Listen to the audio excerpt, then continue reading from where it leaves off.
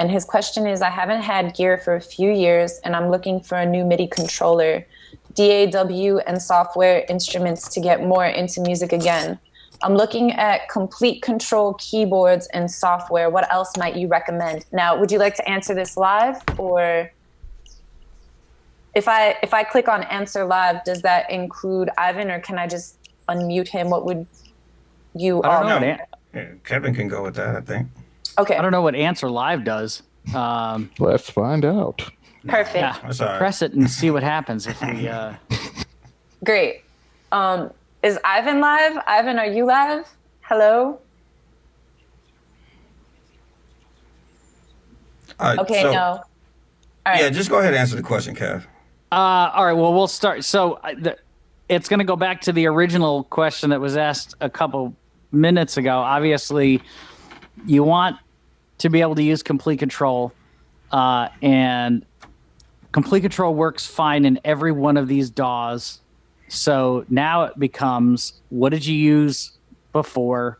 Are you Windows or Mac? JAWS, NVDA? I mean, it's like the whole name, rank, and serial number to figure out what's best for you.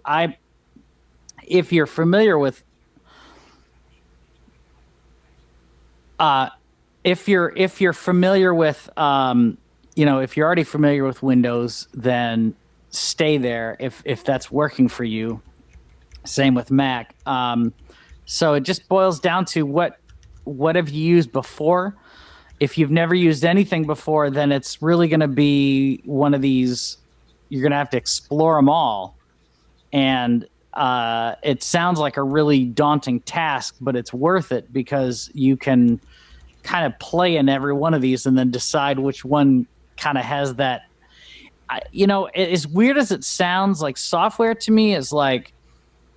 It's ones and zeros, and it's all very calculated. But when it boils down to using it, there's a gut thing that happens. Like when it's something that's really familiar to you, or even if it's new, but yet there's a mnemonic there, like there's things that work logically in your mind. There's this gut thing that happens, and this connection between you and the computer, as new agey and weird as that might sound, but that's the thing you want to happen, to where the more you feel that connection, where you're not thinking about the software, you're just thinking about being creative and getting it done. And all of these DAWs do that for all different kinds of people. So I'd be interested to know for you, like what have you used before, because that's going to help us better answer your question. And this piggybacks onto what Kim, I believe, asked in the chat. Are we using JAWS to access these programs?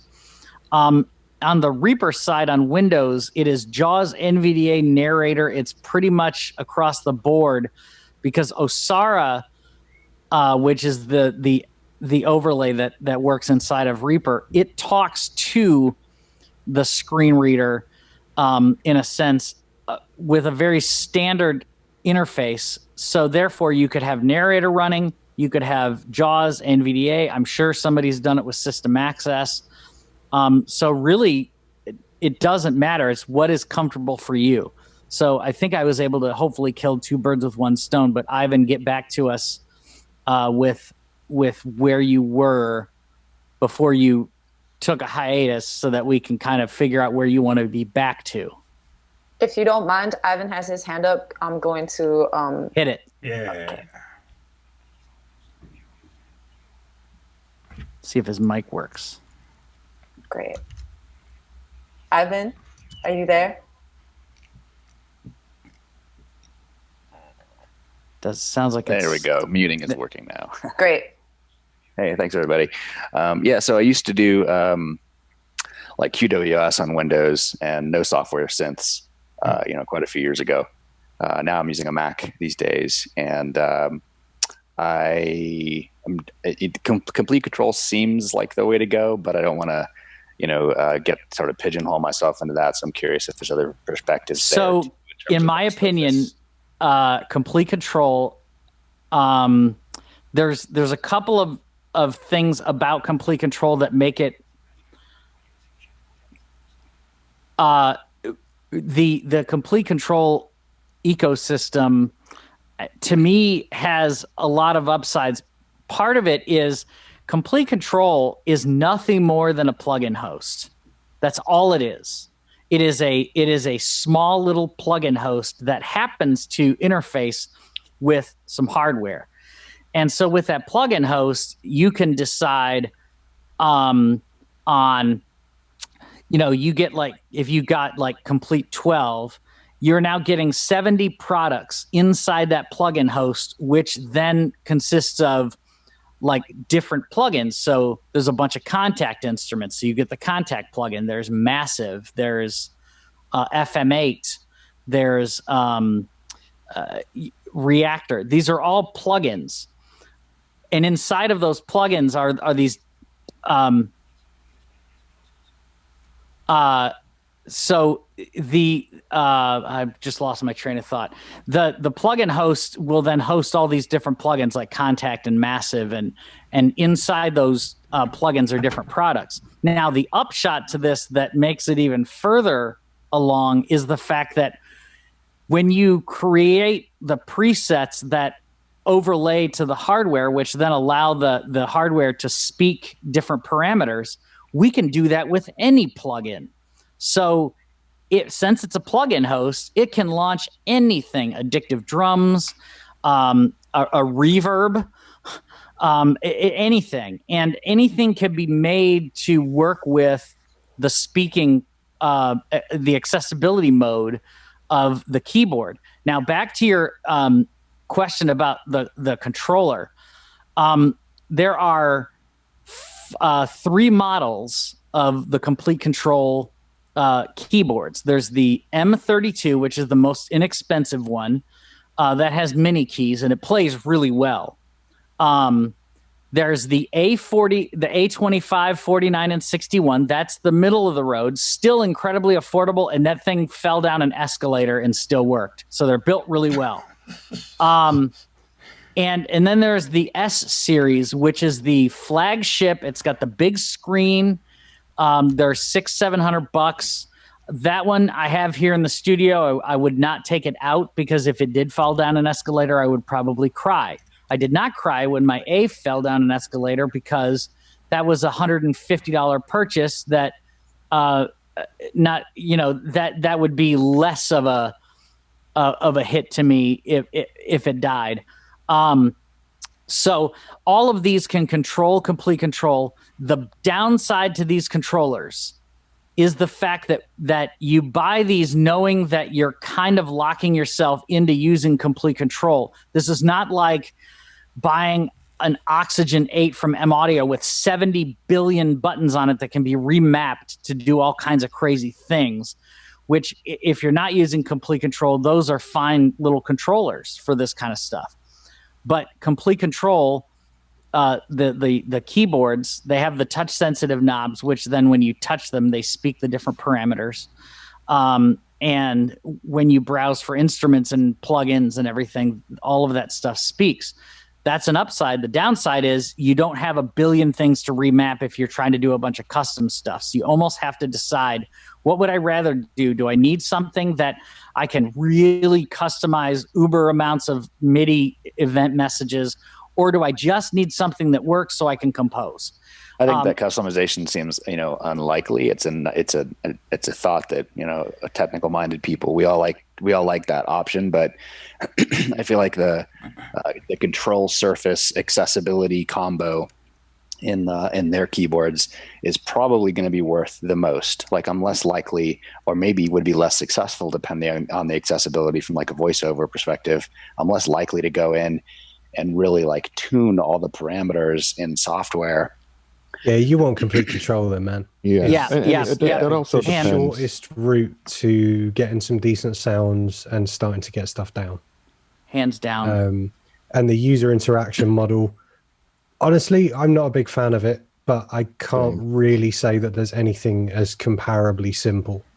So, yep. I think complete control. I agree. Probably if you want to create music, probably be the way forward for you. maybe like one of the A series controllers is Yes, probably I'm curious the about easiest route. the lack of aftertouch, essentially. Like depending on how much that's leveraged in the instrument patches.